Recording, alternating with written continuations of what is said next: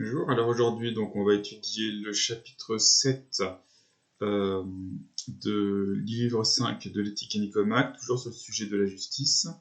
Donc le chapitre 7 est consacré non plus à la justice comme vertu, qu'elle soit une vertu particulière ou générale, mais bel et bien à la justice politique, c'est-à-dire tout simplement au droit.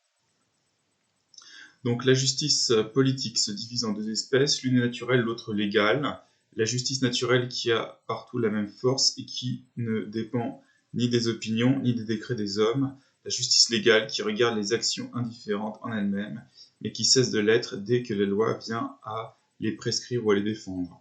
Par exemple, quand elle ordonne de rattacher les prisonniers pour le prix d'une mine d'argent, ou d'immoler à Jupiter des chèvres et non pas des brebis.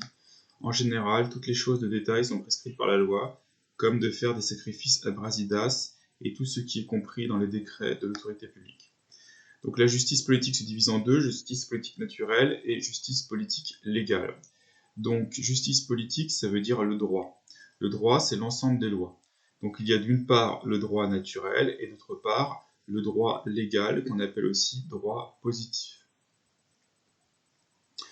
Donc Aristote retrouve ici la division entre droit naturel et droit positif, à savoir qu'il existe un ensemble de lois qui soit sont des lois naturelles, soit un ensemble de lois qui sont des lois instituées et qui diffèrent selon les États.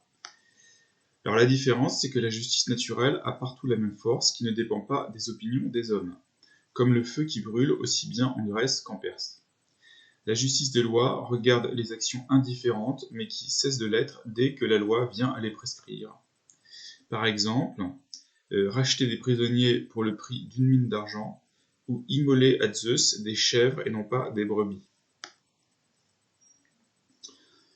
Alors on va reprendre la suite. Cependant, certains pensent que tout est de ce dernier genre, parce que ce qui est de la nature est immuable et appartient à la même force. Ainsi, le feu brûle ici de même que chez les Perses, alors qu'on voit que ce qui est juste est sujet à des vicissitudes, mais cela n'est vrai que jusqu'à un certain point.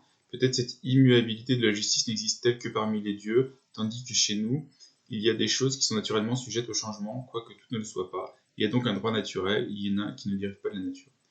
Donc en fait, cette immuabilité, peut-être qu'elle n'existerait pas, parce qu'on voit que tout est sujet au changement.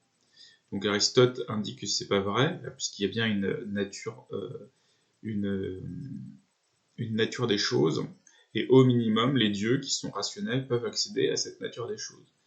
Mais sans doute aussi les humains, dans une certaine mesure, et ce n'est pas parce qu'il y a du changement qu'on ne peut pas, du moins théoriquement et peut-être même dans la pratique, y accéder. Donc voilà pour les deux types de justice politique ou de droit. Le droit naturel et le droit positif. Distinction très importante.